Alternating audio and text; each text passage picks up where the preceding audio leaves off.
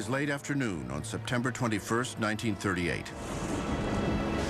And a ferocious hurricane has taken the northeastern United States completely by surprise. With no time to take cover, millions of people have been swept into the maelstrom. And the storm has found ideal conditions when it crashes ashore. Normally, hurricanes fade quickly when they leave the ocean, deprived of the warm water that is their fuel. This time is different. The 4 days preceding the hurricane, there had been pretty steady, hard rainfall. There was widespread flooding. New England was essentially a warm pool of shallow water. The hurricane continued to travel on land as if it was believing it was on water. The storm's violent winds and 20-foot storm surge flattened the New England coast. The Blue Hill Weather Observatory near Boston registers wind gusts of 186 miles an hour. Then, the instrument measuring the wind speed breaks. New London, Connecticut is under 8 feet of water. Severed power lines ignite buildings, creating an inferno. Providence, Rhode Island is engulfed with water as Narragansett Bay rips ashore. It was almost as if you had turned on a spigot in a glass of water.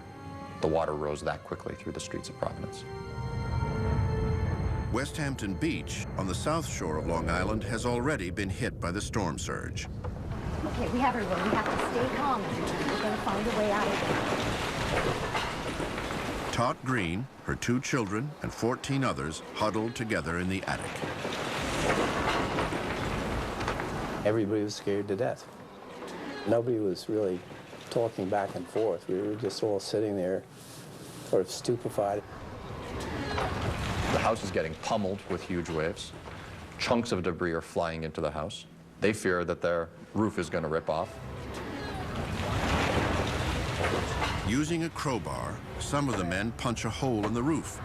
If the water rises much more, it will be their final exit.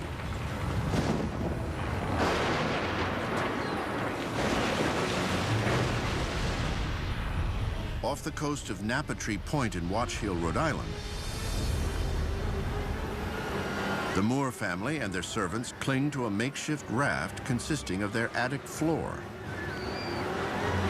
And we were just one tight little circle of people holding on to each other with tremendous, life-threatening waves. There were just waves crashing over us. And that went on for quite a while. We weren't sure where we were floating, and we were so disoriented. We thought we'd be out in the middle of the ocean, and sure enough, the raft would break up and sink. Catherine Moore remains calm and collected for the sake of her children. She creates a strategy to keep them from swallowing water as waves wash over the raft. My mother would give a signal, and then we all, and then when the wave went, whew, and then here comes one, and then, whew.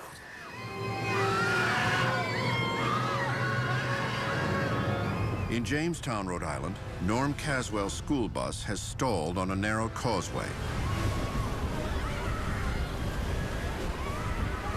Afraid the bus will be swept away, he's led the children out into the storm. Come on, I got you, boys. I got you, boys.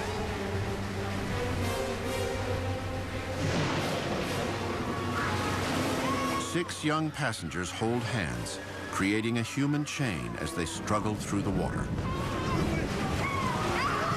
Caswell is carrying the 2 youngest children in his arms.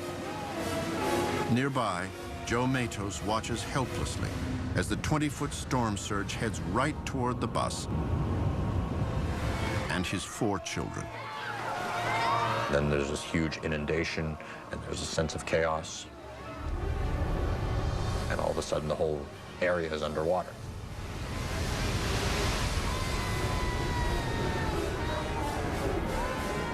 The human chain breaks in the middle, probably among the weakest of the children, and it washes the children away.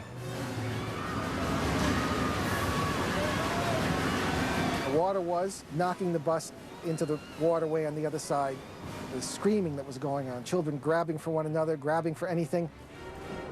A horror unimaginable for these children.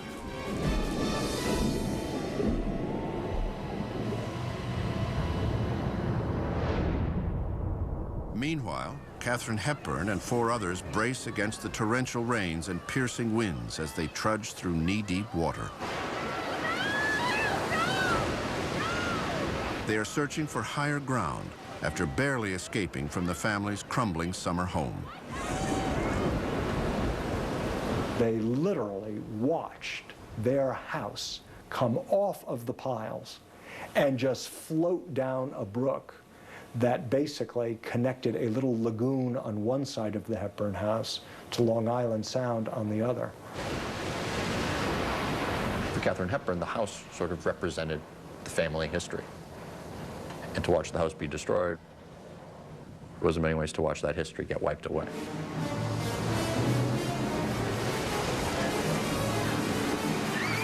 "40 miles away, the sea continues to punish the Moore family's makeshift raft.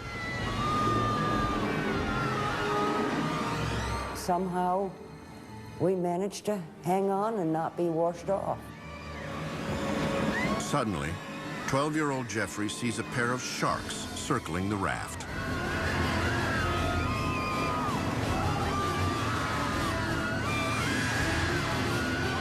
The sharks were hammerheads. I had seen them with a tuna, and they take a tuna in one bite. And I didn't want to be in the water with those babies. Strangers in an unfamiliar sea, the Moors are at the mercy of the storm. Up and down the North Atlantic shore, millions of people are feeling the same shock and confusion as the hurricane roars on.